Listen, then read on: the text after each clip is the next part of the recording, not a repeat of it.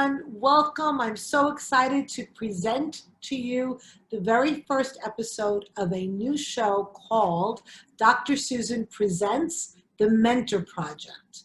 And the Mentor Project, you're going to be hearing all about it. I'm so excited to be a part of this really wonderful, it's not just a project, it's actually a way of life in some ways. It's changing the lives of so many. So on our very first episode, I am so excited to have the founder of the Mentor Project, Debbie Heiser. Hi, Susan. Thanks so much for having me. I'm so thrilled to be here with you, and I'm so excited to talk to you about the Mentor Project. Well, this is great, and I just want to tell everybody a little bit about Debbie. Dr. Debbie Heiser is an applied developmental psychologist, an aging specialist, an adjunct professor, and writer. And she also did a great TEDx talk about mentoring.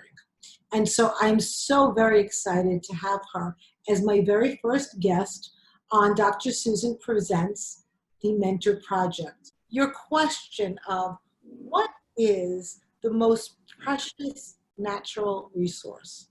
And I'm going to turn to you to give the answer because you just so beautifully talk about this. Yes, our most precious natural resource. Most people, what's the first thing you think of? Most people think of diamonds or oil or coal or gas, all these natural resources that we all hear about us spending money on or saving for. But in fact, our most precious resource is us. And it's one that we've been wasting. And the goal of the Mentor Project has been to access our most precious natural resource, which is those who are experts in a variety of fields like science, technology, engineering, math, the arts, finance. All of these individuals who may be at the point in their lives where they're nearing the end of their career, or they've ended their career, or they're even at the peak of their career, but they have a desire to give back. And we're giving them the ability to give back, a platform to give back. It started because one of our first mentors came to me and he said, I'd love to give back to kids. I want to be able to teach them quantum mechanics in 4th grade. He said, but I'd look like a weirdo if I started to approach kids and say, hey, I'd like to teach you quantum mechanics. And I said, yeah, you would seem a little weird. So we decided to put something together and see what would happen. And in fact, we've found that there's been great success. People want to give back. They just don't know where, and they just don't know how. And that's what we're all about, is getting some of the biggest brains who've made some of the biggest impact in the world to be right in front of and available to every kid in the entire country. And that's so great because you are putting people together that they would have normally not been together. Like when you take someone like that who's worked and had a career, and there's some interesting mentors, and everybody's gonna get to see the mentors through this program in the future. But if you can just talk to that, because what's amazing to me is that you take kids and even adults, and you are giving them the opportunity in a direct way to learn in an intimate way from them, and to even ask questions when you do it live. So can you talk a little bit about the experience that you found that the students have had, and what some of the feedback you received? Oh, sure. You know, I'll say this first of all. We all know that every mentee or every kid is going to get something from an expert coming and saying something to them. They'll get inspired. They'll see something different. They'll all, they'll say, wow, I didn't know that was an option for me. And so it's really broadening their horizons. But we don't know that, most people don't know, is that the mentors get just as much back. So when our mentors are giving to the, meeting up with the kids, the mentors are getting a tremendous amount. They're leaving their legacy. They're leaving, they're able to pass their knowledge on and know that that's not getting lost. Now, you asked about the kids, what are they getting out of it? They're deciding, wow, I didn't know that I could be an astrophysicist. I didn't know that there were women aerospace engineers. When we talked to kids about the mission to Mercury and one of our mentors came on and she was there to talk about it, they thought she was the flight attendant. We are here to be able to show that, in fact, people can do whatever they want to do. And they can pursue their dream, and that by having a mentor show them that path and how they can do it, even if it's just by giving guidance through their school or through programs, through the television. This is a way that kids can say, I'm going to do something that I really never thought I could do, but now I'm going to try it. Right, so it makes it more real for them. So they may have a dream, but they may not even know how to go about doing it. But when they see one of these people who've been doing it, this is what they've been doing their whole life, it makes it more real. And I know when you do it live, or you actually have on the website and when they're watching those tapes, ways to actually, they can ask the mentor a direct question, which is unbelievable. It's phenomenal. Yeah, one thing I'll say is that, when you ask a young kid, what do you want to be when you grow up? You never know what you're going to hear. When I was 8, I wanted to be a nun. I'm not a nun. That's because I wasn't exposed to much. I didn't know what there was to be. And it wasn't until my horizon got broadened that I thought, wow, there's stuff out there that I could do that's interesting. So yes, the kids that are watching have the ability to see things they may not have ever even known existed, right? But they can also ask questions by going to the website. We have an Ask a Mentor button. They click on it. They can ask whatever they want. And then a mentor will answer it. Which is amazing. That to me is like to have access to the greatest minds, really. Yeah, right they now. really are. They really are. I mean, I know, and our audience is going to get to see through the upcoming episodes of Dr. Susan Presents the Mentor Project. You'll be getting to see all of these, and you'll really be amazed. I'm looking forward to everybody having access to that. Some of our mentors, I'll just give you a little hint about them, because people think, oh, I'm gonna get a lawyer or a doctor, and people think, well, that can be the only kind of mentor that I could have, or those are my only professional options that I could have going forward.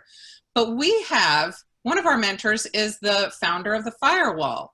The reason we're able to safely chat the way we are during this pandemic is because we have safety walls that make it so everyone can't crash in, or that people can't steal our information from our computer.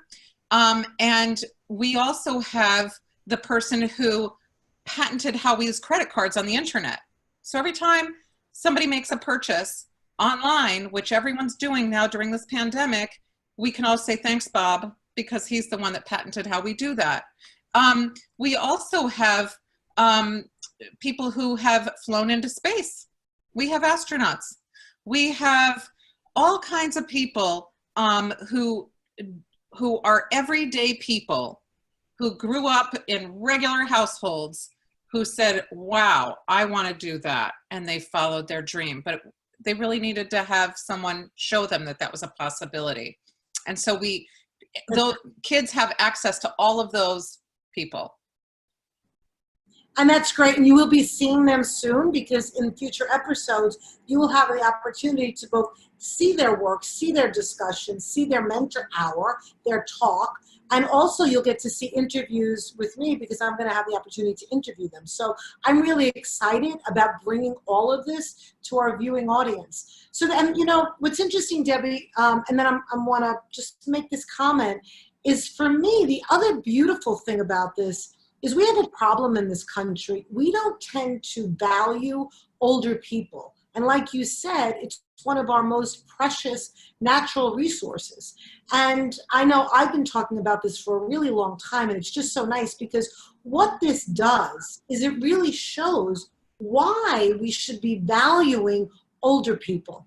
And, we can do a whole nother show regarding that. But I just wanted to say, because, this is showing the worth of older people. And what historically we're doing is we're telling people, no, you need to be younger. You need, once you get to a certain age, you're useless. And what this really shows is that's so not true. In fact, older people are the ones that can really be creative, give back. And sometimes, people make amazing discoveries when they're in their 50s, not just when they're in their 20s. So I just wanted to say congratulations to that, because this is changing the face of, I think, our culture. I think that changing the value, we're looking at mentorship from the perspective of the mentor. We know that the mentees will get something from this, but now we're focused on the mentors. And in fact, we do know that our mentors are still doing things. None of them are just sitting around. They're inventing still. The Charlie Camarda, the astronaut who's one of our mentors, he started an education foundation where they solve epic challenges. Everyone that we have, no one said, I'm a certain age, I'm going to stop. I'm going to just sit around. That's not it at all. But one of the biggest things that people also misunderstand is that people want to give back, and particularly when they're experts, they're not looking for money at this point. They're not looking for a second job in this respect. That's why everything that they're giving back is free. Our resources are 100% free. And that's because they're at a point where they're really wanting to say, hey, did my life have meaning? I just did all this throughout my life. Is that it? Now I'm done? It's like, when you have a big party and it's the day after and you say, oh, there's that, you had a good time, but you say, oh, what else is there? There's that slight feeling of letdown. There isn't any with this. This is, you continue on. And so we really do see that this is incredible value that's not just for our mentors, but it continues the value for the next generation, because that wheel of knowledge. So if someone leaves a job and they go somewhere else, you can then start over and have to redo stuff and hope you get it right. Or you can have somebody that's saying, hey, I already know I did this. Now build on and go farther. Right. And our mentors do work even together, and they've been able to solve some really cool problems together. Right. And I know, Debbie, you recently were able to get a couple of your mentors during this pandemic that made a huge difference. Do you want to just take a moment to talk about that initiative and collaboration? Those aren't all our mentors. What we had was our COO, an amazing, super accomplished, brilliant woman, Jen Snow. She was involved in a project where individuals from around the world put together, within just a matter of weeks, respirators, personal respirators, to be used for individuals to help in this pandemic and future instances, that could be used and in a way that was open source, so that everyone could have access to it globally. And these people all came from around the world. They're not all our mentors, but one of our mentors, and who's on our board, Jen, came together with these individuals to work to make this happen in a very short amount of time and in a way that changed the world. That is wonderful. We know we can work together with people around the world and make positive change happen in a couple of weeks. That's what we learned. That's amazing. And I'm going to shift gears a little bit, because I know, because I did my research for this interview, and I happen to know that you had, when you were younger, I think about 5 years old, is when you had a very, very special mentor. And your mentor was your grandfather. And, there are a lot of kids that are watching. And, some of the things that I read about your grandfather and your experience with him, I would love for you to talk a little bit about that, because what I found, and I think that, everybody watching this will also find it very both interesting, and it'll resonate with them, because you went through all different types of feelings and experiences as a 5 and a 7 and a 12-year-old, because this man was your biggest mentor. So I would love for you to talk a little bit about that experience and how, when you look back on it today, how it really influenced this project. You know, I don't think that people realize how big an influence grandparents are in their lives. And I don't know that I knew of that. My grandfather was my very first real mentor. And he used to take me out every weekend when I was a kid, starting at age 5.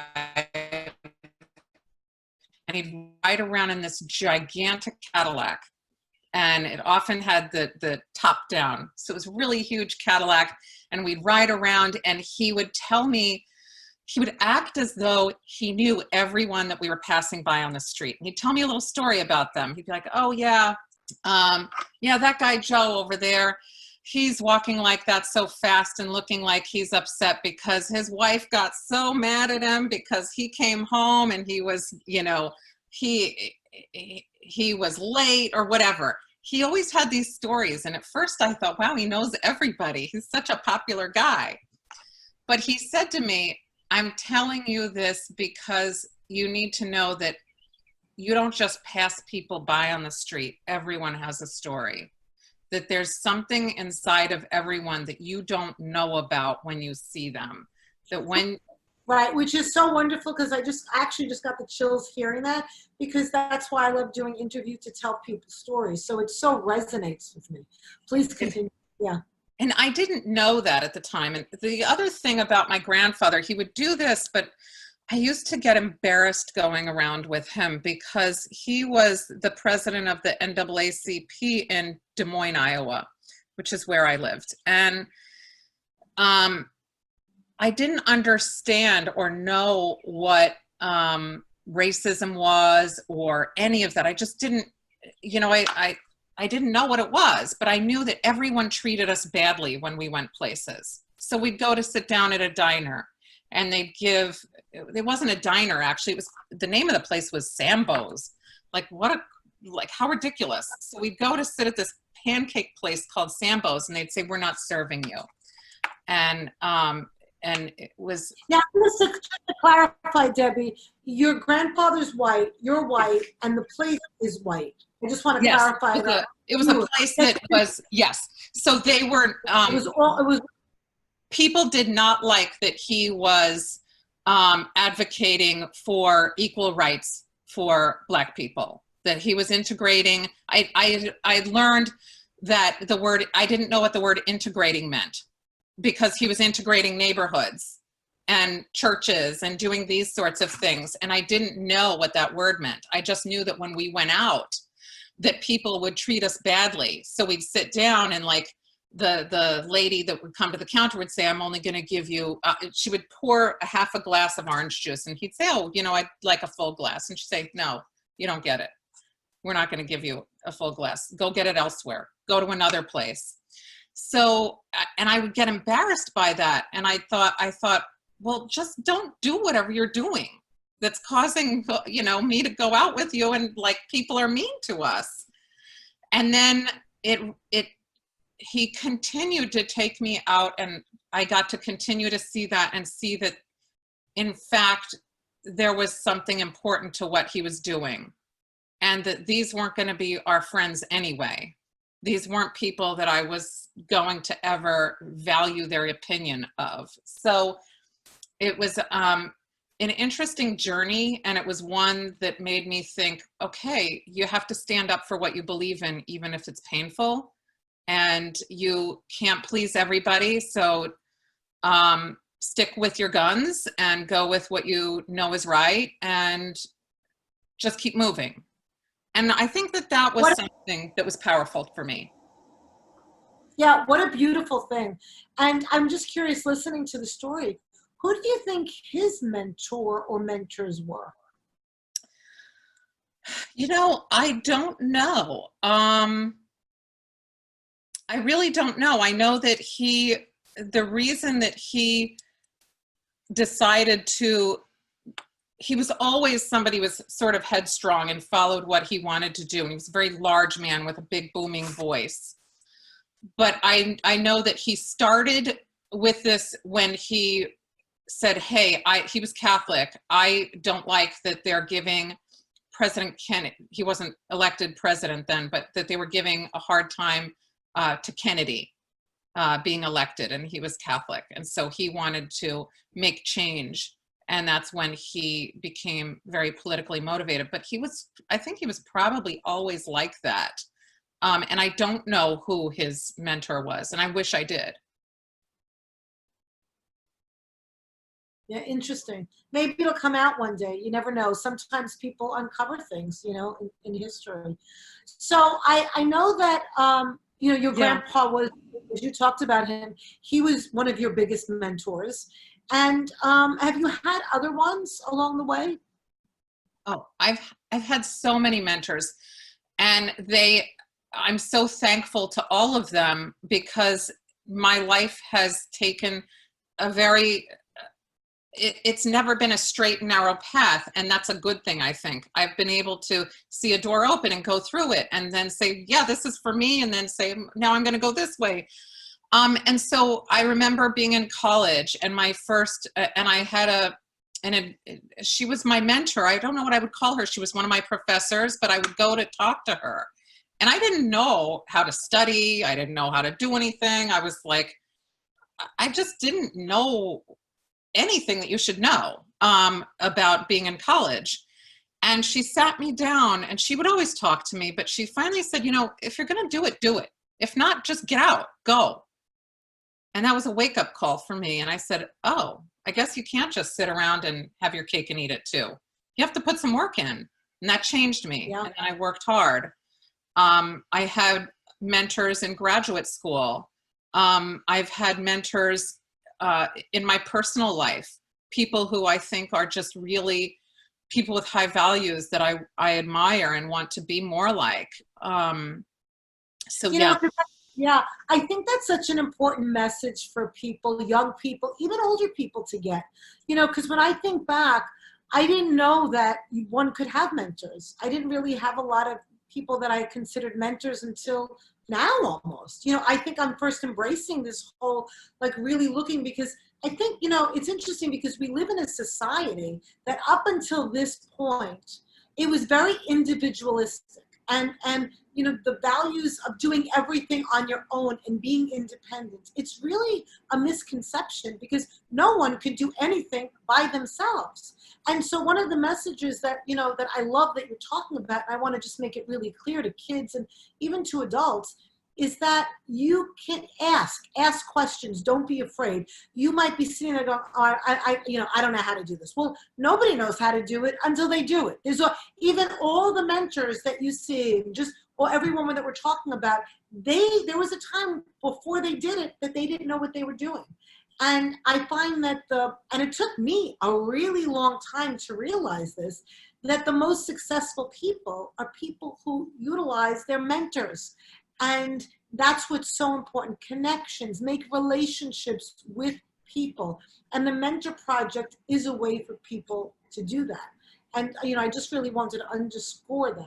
And if you want to speak to that. You're so right. And I will tell you that it goes in multiple directions.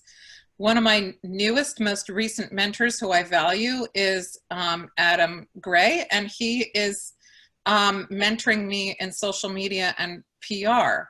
He's like probably 20, 21, and I'm in my 50s, and I realized I need help in this area. I am stumbling and fumbling in an area that I've never been comfortable in, with social media and with PR. And so I reached out and I said, will you be my mentor? And he thought, that's really, he said, what? I'll help you out. And I said, no, I need a mentor. I need you to guide me. Can you help me out? And he was sort of taken aback, because he said, well, it's weird. It's the opposite direction. And I said, no, it's not. You're the expert. I'm not. And so he mentors me. I send him questions and I say, can you help me? And I'm growing every day because of that. And Yes, you have to seek it out. You can't just wait. And that's such a beautiful thing. And I think it's such a great example because, it took me a long time to say, I want a mentor. Can you help me? Because again, and a lot of the people I think that need it the most are kids and young adults who come from families or from social circles where they're not having those role models. They don't have those connections, and they feel like they have to do it all themselves when you never do it. And one of the things, I teach at a college, and I have the students meet each other, and I always tell them, get to know each other because you're each other's future. You're going to need to call on each other. And that's really, what it's all about, making those connections, because it's so very important. So I want to shift again to I know that you have 2 kids, 2 boys that are adolescents or close to adolescence. Who are their mentors? I don't feel necessarily fully comfortable answering that, but I do know that they have one living with them, and that is my mother-in-law. She's 93, soon to be 94. And she really does guide them in all sorts of things. It's very, when you are living with someone who's a mentor, like I had with my grandfather, who I met with every week, you don't put a label of mentor on that. But I see how they're growing and developing. My mother-in-law is a Holocaust survivor, and they're learning all about injustice in the world and how you handle it and what you do and how you can advocate for yourself. All these things that they're learning from her that are sort of fluid in everyday life, but she's mentoring them for sure. Well, that's beautiful. Just like you didn't know at the time, and you didn't have that word when your biggest mentor was your grandfather, looking back on it. And so and she is a very most precious, in terms of being a value. That's wonderful. And they're very lucky. And, they may not see it as much now, but they will in the future.